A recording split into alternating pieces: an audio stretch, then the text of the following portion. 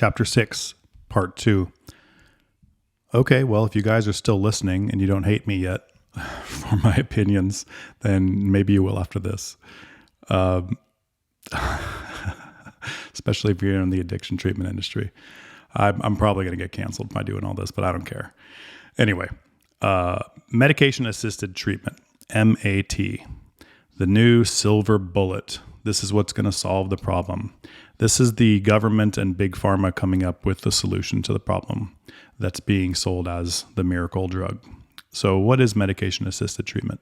Well, it's using medication to help with addiction treatment. Okay, that sounds reasonable. Of course, you would use medications if someone was in detox or something like that. Yes, that's correct. You do that. What it really is, just to clarify though, is it's essentially utilizing medication in substitution for the drugs that they're using. And let me give you an example. So if someone comes in to treatment and they've been using heroin or fentanyl, these are opiates, right?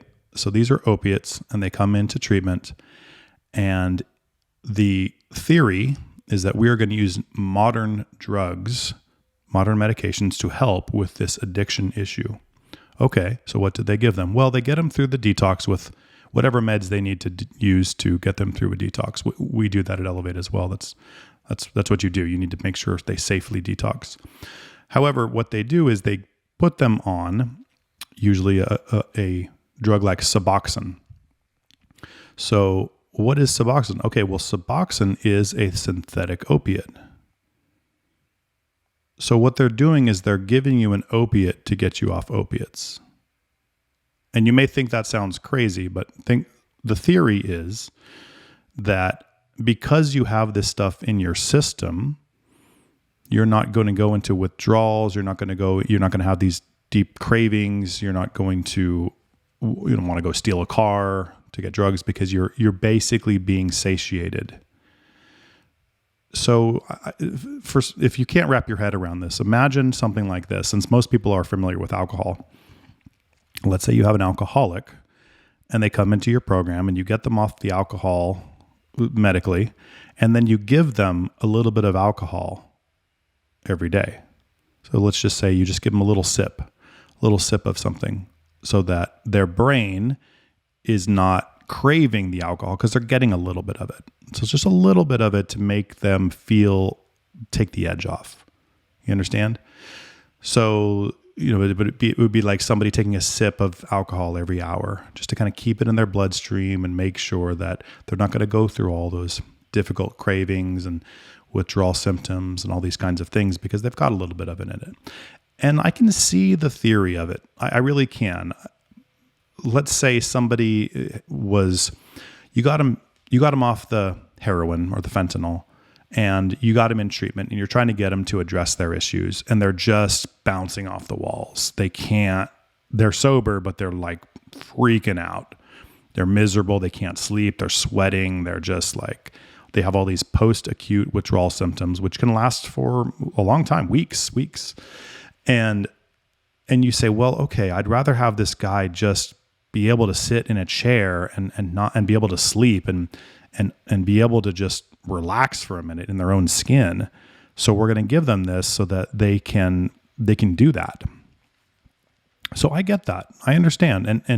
And truthfully, somebody doing that and being able to sit down in a room and try to get some treatment through them is better than somebody has their skin crawling and is bouncing off the walls and, can't even sit still. And if it was my loved one or something and that my choice was for them to be freaking out or, for lack of a better word, mildly sedated by this stuff, then I would probably choose to have them mildly sedated. But the thing is that really what we're going for? Are we just going for keeping them managed forever? Why not just put a pump in them that just, for an alcoholic, just put a pump on them that always just gives them a little bit of alcohol forever? I mean, compared to a raging alcoholic who's going to get behind the wheel and kill someone, that probably is a better solution. So if you look at it that way, then I get it. But is that really the silver bullet? Is that what we're supposed to be doing? What about helping someone overcome the reasons why they feel the need to drink alcohol or take opiates to the point where they destroy their lives over it? How can you get them there? And advocates of MAT will say that, well, you put them in treatment and then they get through their program and they work on their issues. Unfortunately, what I've seen and heard from others is that these people, when they're in treatment, are still, for lack of a better word, inebriated. They're nodding off in their groups. They're doped up.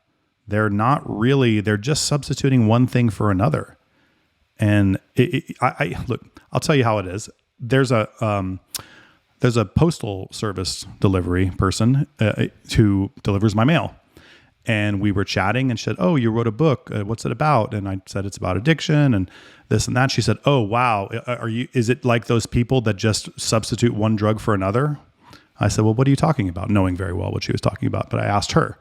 So this is somebody who she's a post office worker, right? This is her. She has no experience with addiction. She just said, "All I see is these people go in on their alcohol or whatever, and they're all doped up. They come out all doped up. It doesn't make any sense to me. I don't get it. This is weird." And I said, "Oh, that's interesting."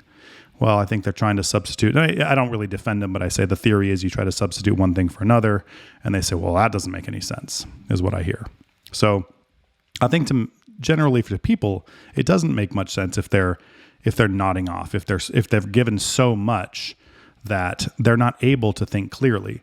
And to me, that is lazy treatment. It's really easy to bill insurance when somebody is easy to manage. Let's say like a zombie, for lack of a better word. You feed them, you throw meds at them, and they sit in the chair. They might fall off a little bit. You got to prop them back up, and there you go. Have them sit in that group room and try to contribute. Maybe if not, they're just try to keep them from drooling on themselves.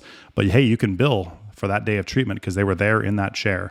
If you take everything away from them, they may be anxious. They may be, bouncing off the walls. They may have all these emotions turning on. They may even leave treatment and then you wouldn't get paid. That'd be a problem, right? So they're actually keeping them on drugs, for lack of a better word, in order to be able to bill them. Now, I am not 100% opposed to MAT. I'm opposed to how MAT is abused. And I also understand all aspects because the medical system these days is set up so that doctors are afraid to not prescribe medications that the patient is advocating for themselves. So if the doctor thinks to themselves, well, this guy doesn't need this much Suboxone, he's going to be doping off, but the patient advocates for that, and they know very well that if they advocate for this, that they're going to get it because the doctor is terrified of liability and being sued, especially in California. So they manipulate, as addicted people do, and they say, "Oh no, I need more. And the doctors are afraid. They're afraid of losing their license. So they will prescribe these things to people. So if you're trying to prevent crime, if you're trying to prevent people, as I keep saying, from bouncing off the walls, from doing irrational things because they're desperate, then perhaps MAT is a good solution. There is a place for it. Absolutely. If you deliver an MAT program, I am not your enemy. Please do not consider that I am. I just am calling it like I see it. You're using drugs to help people get off drugs. And you're not only using it for a short period of time, you're using it forever, right? The idea would be that somebody comes in on heroin and they leave on Suboxone and they stay on Suboxone for 10 years, right? 20 years, something like that, however long. Really, it doesn't matter because in their mind, if they're on the Suboxone, they're not on the heroin, so it's better. So there are people out there, I'm being honest, who probably can't deal with the trauma and the underlying issues that cause them to use drugs. And I'm typically speaking about people who are potentially homeless, desperate, have mental health issues, are the kind of person who is in a sad state. And it's possible that the best possible scenario for that person is to take a medication like this to help manage their cravings and manage themselves, so that it's either they're locked up in jail forever because they do some crazy stuff to get them arrested, or they're on these meds. And I get it. If you make that choice that I'd rather have my kid on Suboxone than take the chance that they're going to go rob someone and get shot, I get it.